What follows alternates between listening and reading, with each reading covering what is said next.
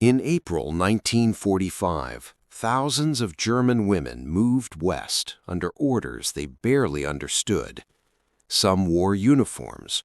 Some wore old coats pulled tight around their bodies. Some were nurses. Some were clerks. Some had followed the army for years. Others had been pulled into service only months earlier. They had all been told the same thing.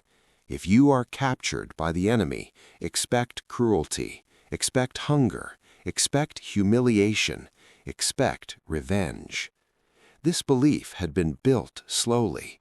It had been repeated in speeches, newspapers, and whispered warnings. It lived quietly in their minds as they walked toward an uncertain future. They did not know yet that the fear they carried would collide with something they were not prepared to see: normality. At the end of the war, the collapse of Germany happened faster than many expected. Entire units broke apart in days. Trains stopped running, orders changed every morning, maps became useless. For women serving the German war effort, the danger felt doubled. They were not just enemy soldiers, they were women in enemy hands. German propaganda had spent years describing what capture would mean.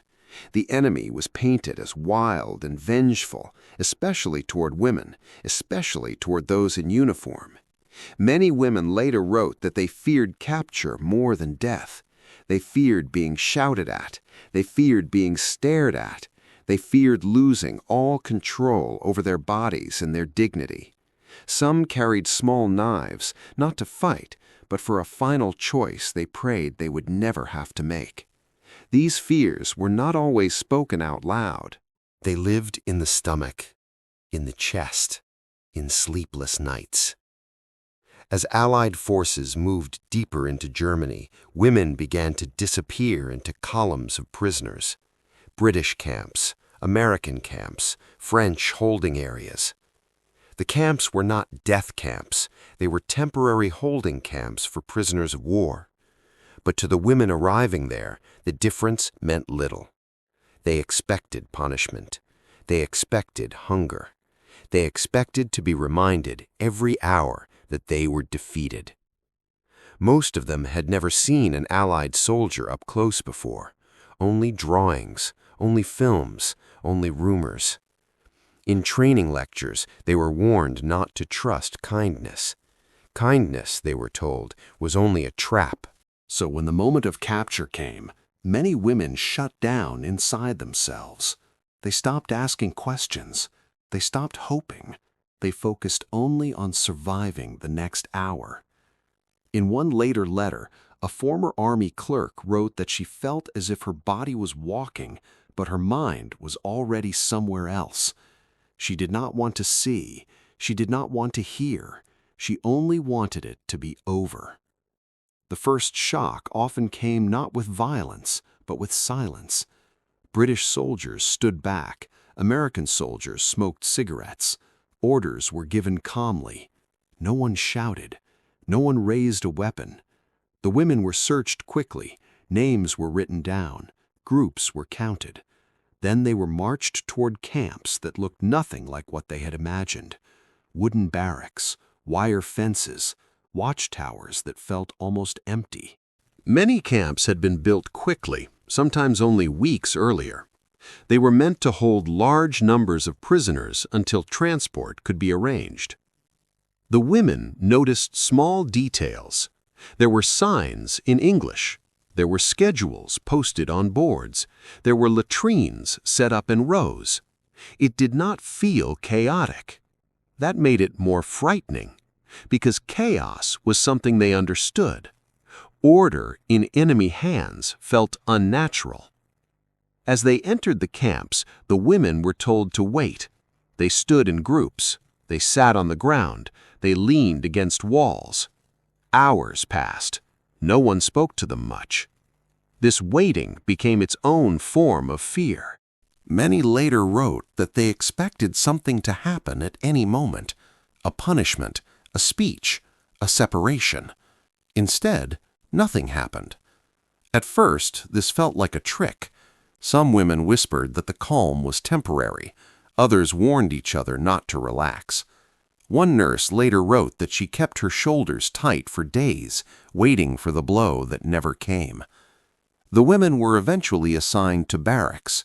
The rooms were plain: wooden bunks, straw mattresses, blankets folded at the foot. There was no comfort, but there was also no cruelty. For women who had slept in ruins and cellars for months, this already felt strange. They were given numbers. They were told where to stand. They were told when to line up. Everything followed a rhythm. Morning roll call, evening roll call, food distribution at fixed times. The food became another source of fear. They expected almost nothing. They expected thin soup. They expected scraps. German wartime hunger had taught them to expect emptiness, so when they heard rumors about meals, many did not believe them. Bread, they were told, soup with vegetables. Some women laughed quietly at this. Others assumed it was meant for guards, not prisoners. The fear of humiliation was still strong. They imagined being forced to beg. They imagined being mocked while eating. Many decided they would eat as little as possible to avoid attention. The idea of eating in front of the enemy felt dangerous. It felt like weakness. Before the first meal, the women were ordered to gather near a long wooden table. The table stood in the open, inside the camp. It was carefully arranged: bowls, metal cups, loaves of bread cut into even pieces. This sight alone was enough to freeze many of them. The food looked real. It looked warm. It looked planned. No one rushed them. No one shouted. The guards stood nearby, relaxed. Some leaned against walls. Some talked quietly among themselves. The women did not move. This was not how it was supposed to happen. They had prepared themselves for hunger, not abundance.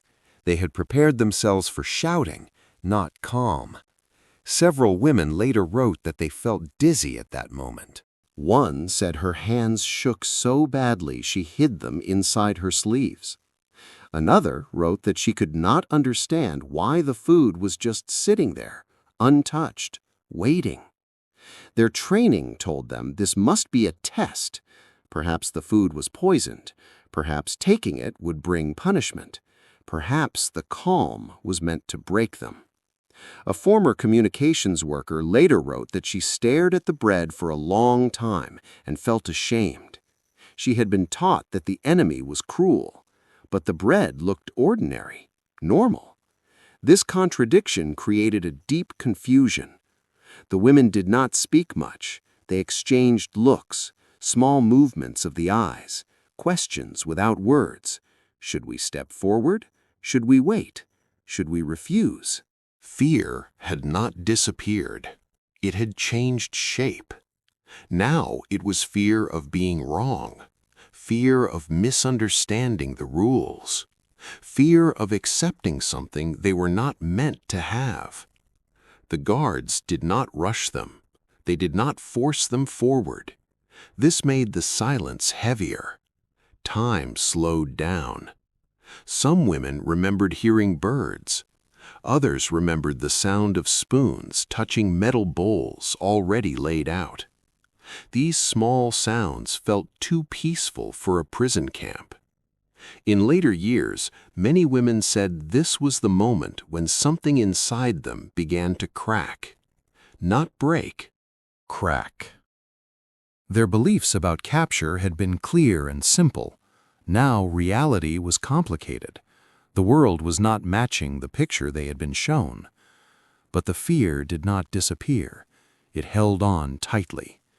As the women stood there, they waited for the next instruction, for a command, for a punishment, for the truth to reveal itself.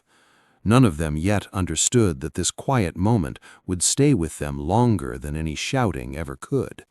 And as they remained frozen before the table, unsure whether to step forward or turn away, the war they thought they knew began to feel unfamiliar.